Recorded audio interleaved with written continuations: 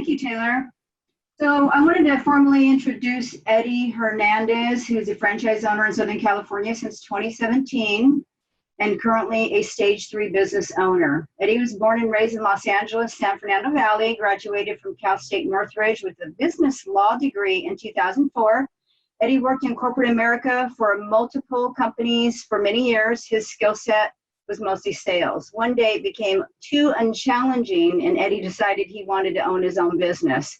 After weighing different businesses, he felt OpenWorks aligned most with what he was looking for. 6 months in, he decided it was one of the best career moves he could have ever made, decided to leave his position at Anheuser-Busch and never looked back. So I wanted to introduce Eddie Hernandez. Eddie?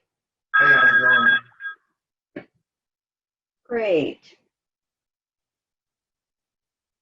So Eddie, I wanted to ask you a couple questions that most people want to know, and that is, what did you learn in your first year of being a franchise owner versus where you are today? Yeah, definitely early on, I realized that every account is going to be different.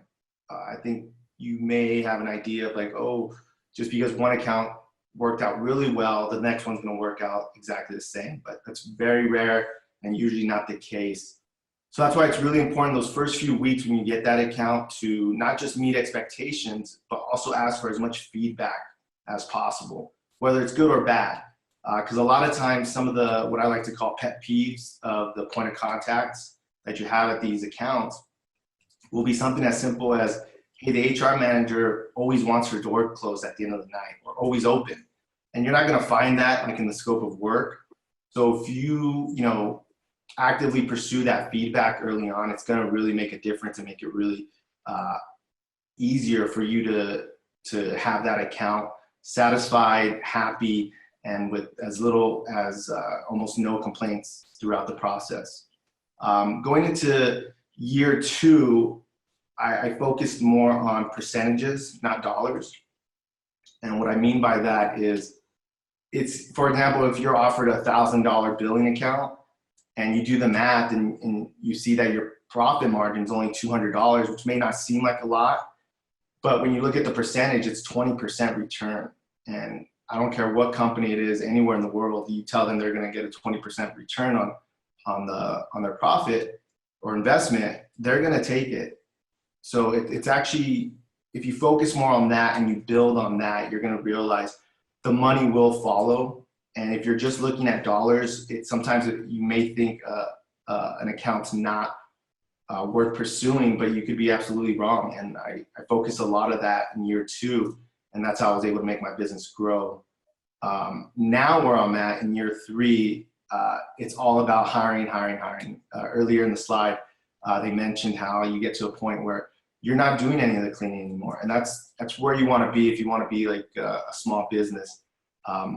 Not just for availability, but for optics. It doesn't really look, in my opinion, too great when you're the owner, but yet you're doing all the work. Certain accounts may look at you and be like, well, maybe he's just self-employed and he's not really a franchise owner. And so for me, that was really important this past year, is that's where I wanted to get to, and that's what I've been doing. Just been hiring quite a bit.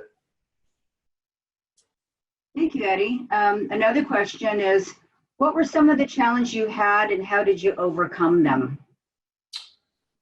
Yeah, I think for me, my biggest challenge, I think a lot of new franchises experience this, is that trusting the process. We all obviously choose to run our own business or to start our own business because we have a certain amount of self-confidence and you feel like that you'll figure it out, or maybe you know more. But the first 6 months is going to be a very humbling experience, because the truth is you don't know exactly how this process works, and it takes time to build the skill set in order to be successful. And so for me, that was a big challenge. And then also lately, it's been the ability to delegate. Again, a lot of self-confidence. You kind of want to do things on your own, and because you don't really trust somebody else is going to do it right, but you can't grow that way. It's important to have faith and trust in your employees, in your supervisors, that they're going to carry out the tasks that you tell them to.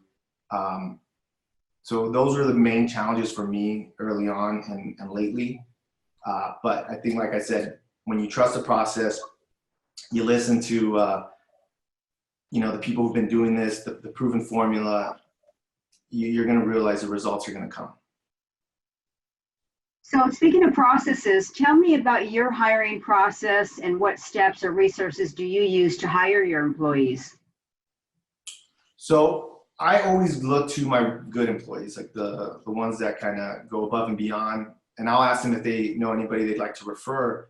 I think that's always the best way to get good employees quickly. However, though, that's not always the case, and sometimes you have to use the tools and resources that are available to you. And today, everything online and stuff, there's so many great places you can go. I personally choose Indeed.com and ZipRecruiter. And what's great about them is that they will streamline everything for you. So as far as the questions, to ask your potential candidates, there's a lot of labor laws where there's certain questions you cannot ask. And if you're not familiar with that, you can sometimes make a mistake. So what's great about Indeed and ZipRecruiter is they basically put it together for you. They'll give you a list of questions that you can pick and choose that you want to ask. And they also provide background checks, which can be very helpful, especially for accounts that require day porters. A lot of companies really appreciate when you've already done the research on your employees and you can provide background checks. Great. So if you were starting over, what would you do differently? I think early on, what I would definitely change about my approach was, keeping my composure, not getting too emotional. Sometimes you can put so much effort and so much work into an account, and you may not get the acknowledgement or the appreciation that you're expecting. Sometimes you may even get complaints. But a lot of times these are things that are out of your control, and it's important to focus on what you can control, and then just adapt to what you can't. That took me a while to learn, but once I got it down, it really was a game changer. I would also go with staying within scope. A lot of times you want to go above and beyond, but that may set a bad